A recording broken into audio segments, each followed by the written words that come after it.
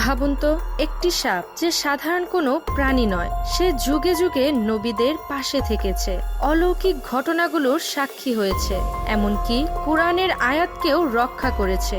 এই রহস্যময় সাপের নাম হারেসা। ইতিহাসের পাতা বা সহি দলিলে এর নাম না থাকলেও লোককাহিনীতে এটি বেঁচে আছে এক ভয়ঙ্কর অথচ বিস্ময়কর চরিত্র হয়ে। আজ আমরা শোনাবো হারেসার সেই দীর্ঘ কাহিনী, যেখানে আছে ভয়, রহস্য আর আল্লাহর কুদরতের শিক্ষা। কাহিনী শুরু মিশরের বুকে। ফেরাউনের রাজত্বে যখন অন্ধকার নেমে এসেছিল, তখন আল্লাহ তার নবী মুসা আলাইহিসসালামকে মুজিজা দিয়েছিলেন। তার লাঠি আল্লাহর আদেশে জীবন্ত সাপে রূপান্তরিত হতো। সেই অলৌকিক ঘটনার সাক্ষী ছিল মিশরের অসংখ্য মানুষ।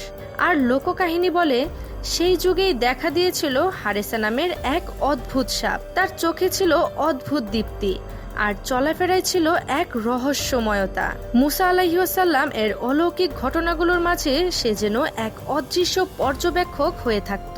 যুগ কেটে যায়, নবীদের আগমন হয় একের পর এক, কিন্তু হারেসা হারিয়ে যায় না।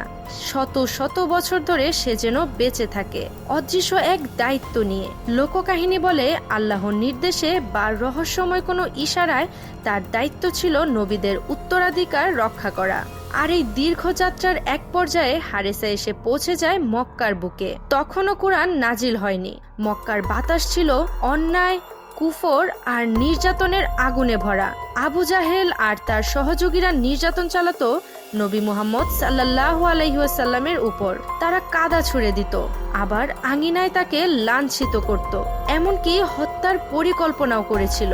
চারপাশের মানুষ ভয়ে চুপ থাকত।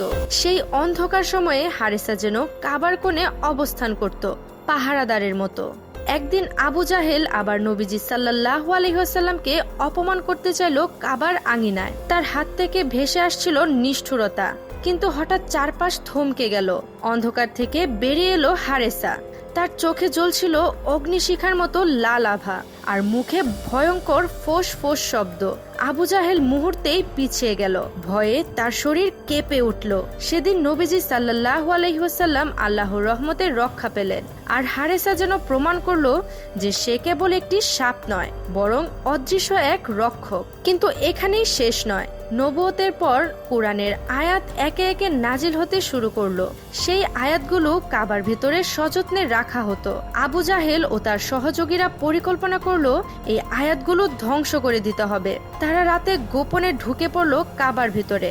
হাতে ছিল আগুন আর ছুরি, কিন্তু ভিতরে প্রবেশ করতেই তারা শুনতে পেল ভয়ঙ্কর ফোঁস ফোঁস শব্দ। অন্ধকার থেকে বেরিয়ে এলো হারেসা। তার গর্জন যেন ছিল বজ্রপাতের মতো। ষড়যন্ত্রকারীরা মুহূর্তেই পালিয়ে গেল। কোরআনের আয়াত অক্ষত রইল। এভাবেই হারেসা যেন কোরআনের অদৃশ্য প্রহরী হয়ে উঠল। হারেসার গল্প যত রহস্যময় শোনাক, এর ভেতরে লুকিয়ে আছে বড় একটি শিক্ষা। আল্লাহ চাইলে যে কোনো প্রাণী, যে কোনো বস্তু দিয়ে তার প্রিয় বান্দাদের রক্ষা করতে পারেন। সত্যের পথে যারা হাঁটে, আল্লাহ তাদের সাহায্যের জন্য অদৃশ্য সৈনিক পাঠান। আর যারা সত্যের শত্রু, তাদের শেষ পরিণতি সবসময় ভয়াবহ হয়। প্রিয় দর্শক, মনে রাখতে হবে, হারেসার এই কাহিনী মূলত লোককাহিনী হিসেবে প্রচলিত। কোরআন বা সহিহ হাদিসে এর কোনো সরাসরি উল্লেখ নেই। তবে এই গল্প মানুষের মধ্যে রহস্য, আবেগ এবং আল্লাহর কুদরতের প্রতি ভাবনা জাগায়। তাই এটিকে আমরা ইতিহাসের সত্য ঘটনা হিসেবে নেব না, বরং গল্প হিসেবে শুনবো, যা আমাদেরকে আল্লাহর শক্তি ও রহমতের কথা স্মরণ করিয়ে দেয়। এই ছিল রহস্যময় সাপ হারেসার কাহিনী।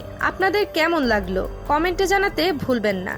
ভিডিওটি ভালো লেগে থাকলে লাইক দিন, শেয়ার করুন, আর ইসলামী ইতিহাস ও রহস্যময় কাহিনীর আরও ভিডিও পেতে আমাদের চ্যানেল সাবস্ক্রাইব করুন।